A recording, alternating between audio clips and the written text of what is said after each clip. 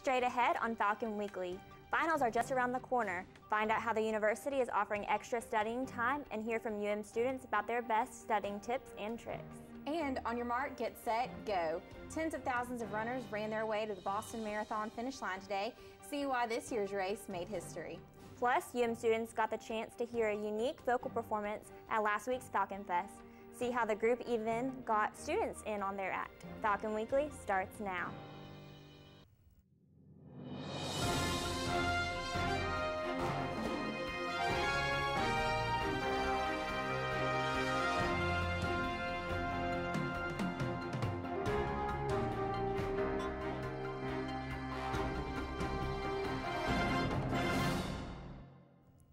Hello and welcome to the final Falcon Weekly of the semester. I'm kind of sad about that. I'm Sloan Gibby. And I'm Kayla Guillo. Thanks so much for joining us.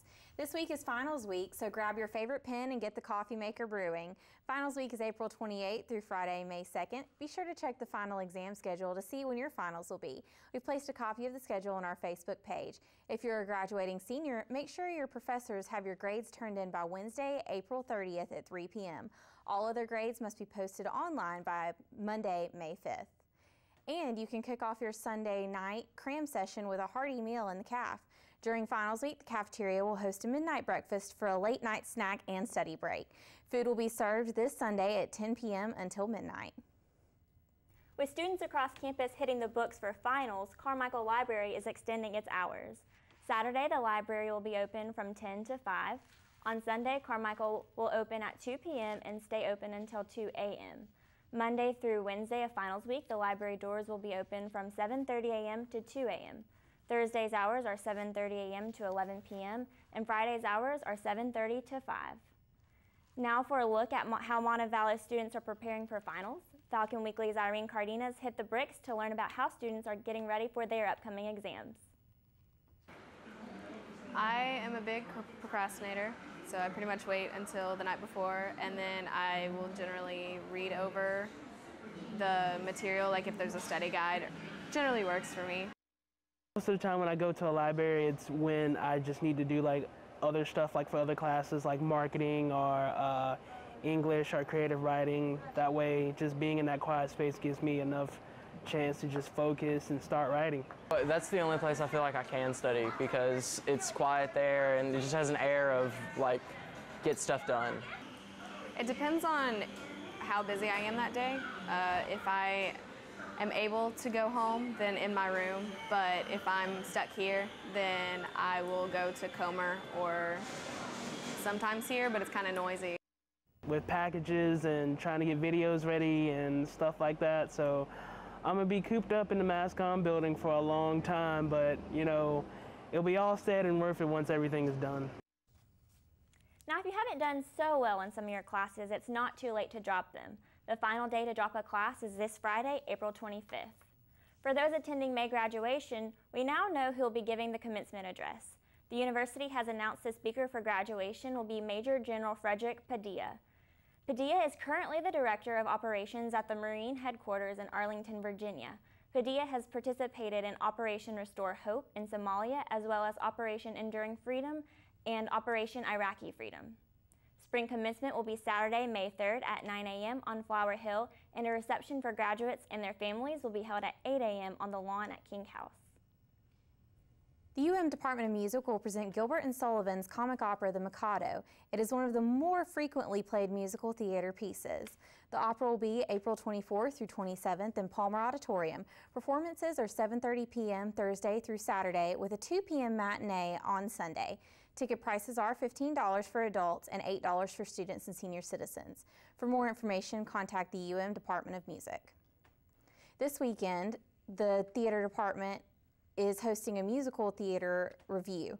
Selections from various plays will be compiled into one performance. The review will be Wednesday at 7:30 p.m. in Reynolds Hall and admission is free. Also, the theater department will be performing Big River, The Adventures of Huckleberry Finn. The performances will run from April 24th through the 27th in the Chichester Black Box Theater. Some performances have already sold out. General admission is $5. April showers bring May flowers, and on May 2nd, Montevallo's annual Art Walk. The Art Walk will begin May 2nd at 4 p.m. and will continue until 8 p.m. The displays of art and performances will take place on Main Street. Whoever thought that you could play dodgeball in the dark? Delta Gamma hosted a blacklight dodgeball tournament last week. DG lined Myrick Gym with multiple black lights, hung disco balls and strobe lights, and had a DJ keeping the crowd entertained. Many different teams participated, including fraternities, sororities, and several Montevallo sports teams. The women's soccer team and the Purple Cobras took home the overall victory. All proceeds went to Delta Gamma's philanthropy, Service for Sight. If you don't like to go to Carmichael Library to study, you may want to stop by to read comic books. Last week, Carmichael Library unveiled a very unique exhibit that celebrated comics. The Language of Comics event has many exhibits, each used to showcase specific comic artists such as Stan Lee and Frank Miller. There were also a wide selection of comic books on display. The exhibit will be on display in Carmichael Library until May 12th. Remember, you can get more news at your fingertips 24/7. You can like us on Facebook and follow us on Twitter. Just search for Falcon Weekly. And for more stories from around the Montevallo community, check out the Falcon News Network blog. The web address is on your screen. Up next, crossing the finish line. Find out who won this year's Boston Marathon. Plus, the search continues for victims in South Korea's ferry disaster, and new details about the captain, who was one of the first people to abandon the ship. Those stories and more when Falcon Weekly returns. Welcome back to Falcon Weekly. It's been just over a year since a pair of bombs disturbed the end of the Boston Marathon, killing 3 people and injuring hundreds. Today, more than 36,000 runners laced up and hit the pavement to show the city is Boston strong. Reporter Polo Sandova has the details of the record-breaking race. The Boston Marathon now has added meaning in the United States, an American first to win the men's title since 1983. Meb Kefletsky first across the finish line today. The 38-year-old immigrated with his family in 1987. Now, he's also a silver medal winner at the 2004 Olympics. This victory now added to his resume. The women's division also making major headlines today. Rita Jeptu from Kenya keeping her title as winner of the women's elite division. She repeated last year's victory. Today, her 3rd overall win. Now, she did it in record time with the closest American following in 6th place, Shalane Flanagan. At this hour, as runners continue making their way over the finish line, an indication that Boston is back and stronger than ever. I'm Polo Sandoval reporting in Boston. Now back to you. This year's race had runners representing 95 different countries. Some experts are questioning the story of a teenager who officials say hitched a ride from California to Hawaii in the landing gear wheel well of a plane. The boy told investigators he lost consciousness when the plane took off in San Jose. He said he regained consciousness after it landed in Hawaii. Investigators have surveillance video of the boy hopping the fence at San Jose's airport. Everyone agrees he's lucky to be alive. At this time, the surveillance video is under review by federal and local law enforcement officials here, and we'll continue to review that to determine where, in fact, the teenager was able to scale the fence line. The FBI is investigating the incident. The teenager hasn't been charged with a federal crime, but he has been placed with Child Protective Services. A day of snowmobiling in the New England wilderness turned into a frightening encounter with a moose for a Maine couple. And the entire attack was caught on camera. Bob and Janice Powell were out for a ride when a moose came across their path. Instead of the moose running off the trail, it turned around and stared at them, and then proceeded to attack Bob Powell. Janice Powell shot a gun into the air, and after a moment, the moose retreated. The couple said the animal did look sick, and that could have been the cause of the attack. Turning now to international news, some harsh words from the president of South Korea are directed at the crew of a now sunken ferry. She says the actions of the captain and crew are unacceptable, unforgivable, and are akin to murder. The Coast Guard says at least 64 bodies have been found, with more than 200 people still missing. The death toll is likely to continue to rise. Recordings of radio traffic while the ship was sinking emerged Sunday, suggesting passengers couldn't reach lifeboats because the ship tilted too quickly. The captain has been charged with negligence, causing bodily injury, and abandoning his boat. Other crew members have been charged as well. Violence in Ukraine over the weekend threatens to derail a proposed peace deal reached in Geneva. Gunfire started at a makeshift checkpoint in eastern Ukraine Sunday. Pro-Russian militants are blaming a Ukrainian nationalist group called the Right Sector, who deny any involvement. The Ukraine government says they are investigating the fatal shootout. The violence came just one day before U.S. Vice President Joe Biden is scheduled to visit Kiev. Accounts of Sunday's attack near Sloviansk are vastly different. Pro-Russian militants say 6 people were killed at the checkpoint, while Ukraine's Interior Ministry reports that 3 people died. The submersible that has been looking for signs of Malaysia Airlines Flight 370 has been deployed for its 9th journey into the southern Indian Ocean. The Bluefin 21 probe has scanned roughly 2/3 of its intended search area. So far, it's found nothing of significance. Officials say up to 10 military aircraft and 11 ships are scouring the southern Indian Ocean for traces of the aircraft this Monday. A tropical cyclone northwest of the search site is expected to increase wind and rain, making efforts to locate the plane more difficult. Russian officials are still trying to determine what a car dash camera caught on tape over the weekend. The footage shows a bright flash of the light coming down from the sky over Murmansk, Russia. The object appears to fall down at an angle towards the earth, and it disappears behind a group of houses. Hot dog dangers. Coming up, find out why Kraft is recalling 96,000 pounds of hot dogs. And students on campus were treated to an a cappella performance last week. Here are highlights from the Exchange's visit to UM. We'll be right back. Welcome back to Falcon Weekly. Nothing says the summer like a big backyard barbecue, but this year, Kraft hot dogs may not be on the menu. Kraft is recalling 96,000 pounds of hot dogs that were mislabeled. The Oscar Mayer wieners were labeled as cheese dogs, but milk was not listed as an ingredient. The 16-ounce packages were produced in March and distributed throughout the country. As college students, we all know tuition can be pricey. Well, one Oklahoma student made his final tuition payment in pennies. Andrew Magby paid $974 to Southwestern Christian University. That's 500 pounds worth of coins. Magby paid for his entire education on his own and will finish college with no debt. He says the final payment in pennies was meant to help inspire and influence high school students to think through the process of financing their education.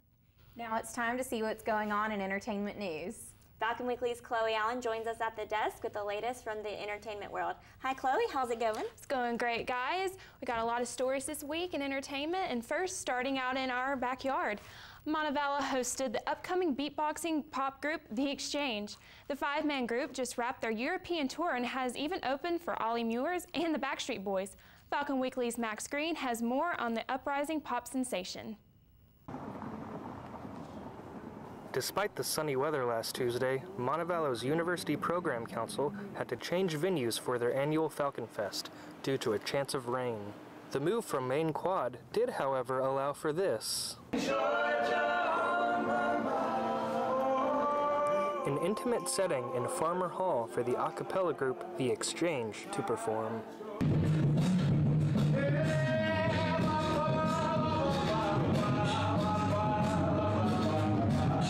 The 5-piece vocal group, who formed on the NBC show The Sing-Off in 2011, found a receptive crowd in Montevallo students.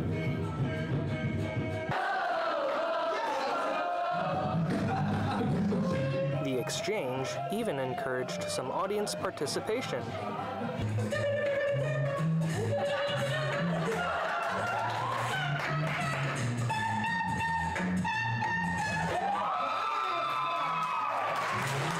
Performing hit songs with nothing but their voices and microphones, the band, who has toured internationally with the Backstreet Boys, was a hit all on their own.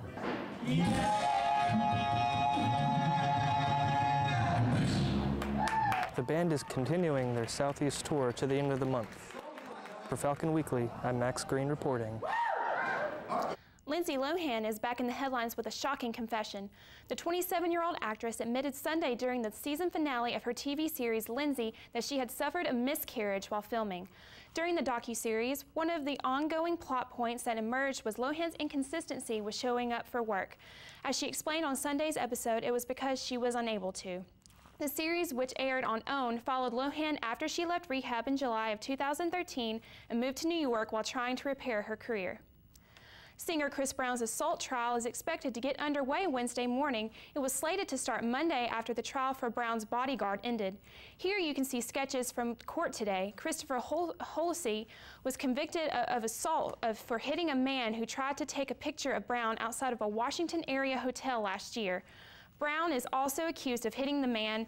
Holsey was tried first so he could freely testify in Brown's defense, but the bodyguard's attorney says he now plans to plead the fifth. The judge delayed the start of Brown's trial while the prosecutor and Holsey's attorney negotiated over the bodyguard's possible testimony.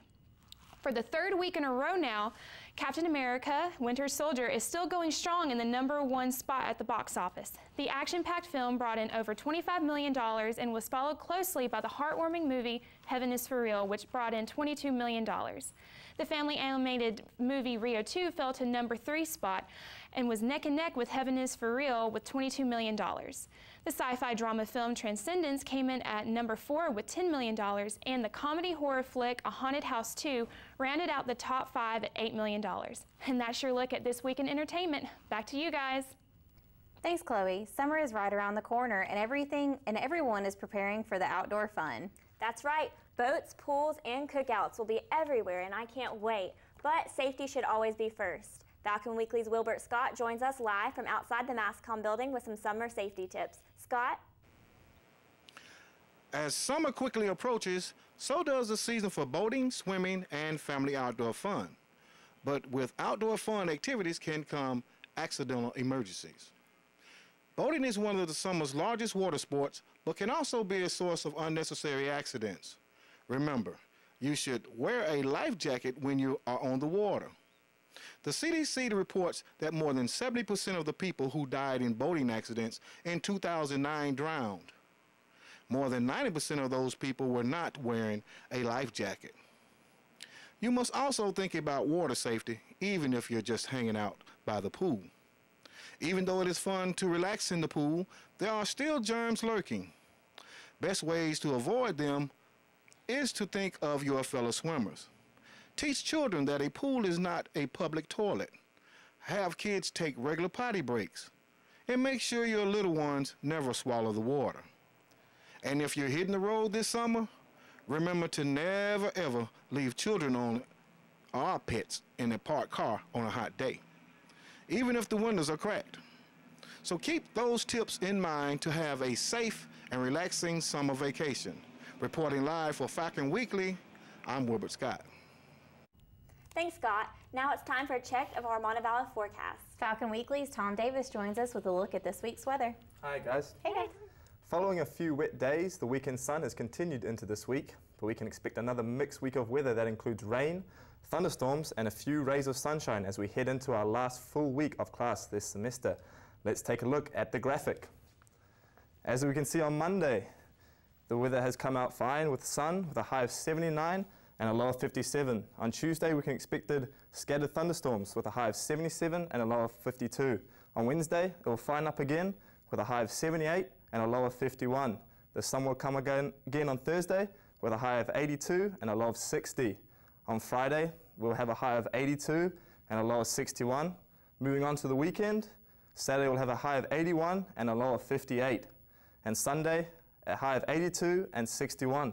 And that's all the weather we have for this week. Back to you guys. Thanks, Tom. Thousands of people have flocked to the White House's South Lawn for the 136th annual Easter egg roll. This year's theme is Hop into Healthy, Swing into Shape. First Lady Michelle Obama says she wants kids to understand that healthy living doesn't have to be boring. In addition to the Easter egg roll, the festivities today include music from stars like Ariana Grande and story time with Jim Carrey. Coming up, a major coaching change has been made to one of the NBA's most historic franchises. Find out who has given the pink slip today. And the Boston Red Sox show the world what Boston Strong really means. Sports is next.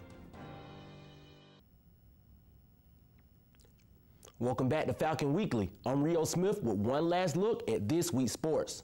The Boston Red Sox honored survivors of the Boston Marathon bombing in a pregame tribute Sunday. There were very few dry eyes at Fenway Park before the game against the Baltimore Orioles. The Jumbotron captured the Boston spirit in 2 words: we remember. The field was filled with first responders, medical personnel, volunteers, and runners led by bombing survivor Jeff Baldwin, who lost both legs in the attack a year ago. The first responder who rescued him, Carlos Redondo, was also in attendance. The Boston Red Sox will go on to beat the Orioles 6-5. The Eastern Conference top seed Indiana Pacers are still looking for answers after losing to the Atlanta Hawks Saturday night in the first game of a 7-game series. Pacers All-Star forward Paul George is lobbying to defend speedy Hawks guard Jeff Teague, who had 28 points and 5 assists in the first game. Indiana has fallen off pace lately. They have won only 12 of their last 25 games. Game 2 is Tuesday in Indiana. After weeks of speculation, it is now official. Mike Woodson has been fired as the head coach of the New York Knicks after a tough season in which the Knicks missed the playoffs. Woodson coached the Knicks for the past 2 seasons after taking off on an interim basis in 2011. Woodson guided the Knicks to a 54-win regular season and a division title in 2013. There has been no word as on who will coach them next year. In campus sports, while many of UM sports are winding down, we take a look at one Falcon who may have had the best season. Falcon Weekly's Amos Hollandhead caught up with Freddie the Falcon's handler to see what has Freddie flying higher than ever.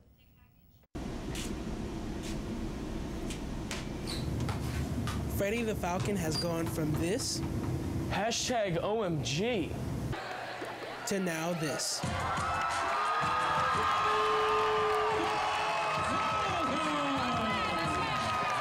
Freddie is back and bigger than ever. Bigger beak, bigger wings, and bigger spirit. Throughout this year, Freddie has been dancing and cheering the Falcons in every athletic game. His passion and dedication is second to none when it comes to supporting Montevallo. Mascot handler Chris Smith says Freddie is more than happy to be back.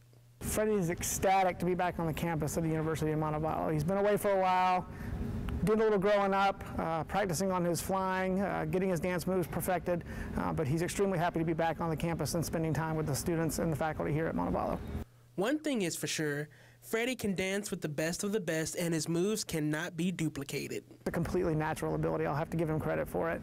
He knows exactly what gets the crowd excited. He knows how to do all the good current dances. Our favorite Falcon has surely made an impact, not only in boosting athletics, but the campus as well. Students Adam Petway and Trevor Ford are happy about Freddie returning. Freddie the Falcon's always a nice little face to see at the basketball games because, you know, given we don't have a football team, so it's lacking in school spirit, and Freddie the Falcon is just enough of a little bit of a catalyst, you could say. I'm excited about his first year back. It was really good to see him and just have him at the games. Still flapping his wings, Freddie is already looking forward to next year. So we're looking to spread our wings a little and do some different things with Freddie here on campus. It's been 7 months since Freddie the Falcon returned through the doors behind me, and since then he has led the way for Montevallo athletics. The fans are happy to see Freddie the Falcon back dancing his way into our hearts again, and it feels good to say that Freddie is here to stay. I'm Amos Hollandhead, reporting for Falcon Weekly. For more campus news, tune in to the last Falcon Fever show this Thursday. Good luck with knocking out those finals. Have a good week.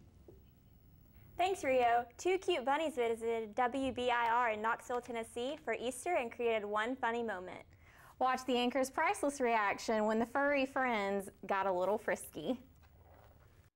Dinner outside. Oh, wait a second. He can't do that up here. They can be up here, but okay. I should have put the dance. You got to stop that, Maura. All right, let's go to this. We will announce the third rabbit's name in 9 months. Have a terrific day and a great Easter. That was a first. Well, it is live TV, so I guess you never know what you're going to get. Right, that's true. These ones are pretty skittish themselves. I know. These are our floor manager, Emily Connell's bunnies. Yes, and this is Buttercup, and this is George.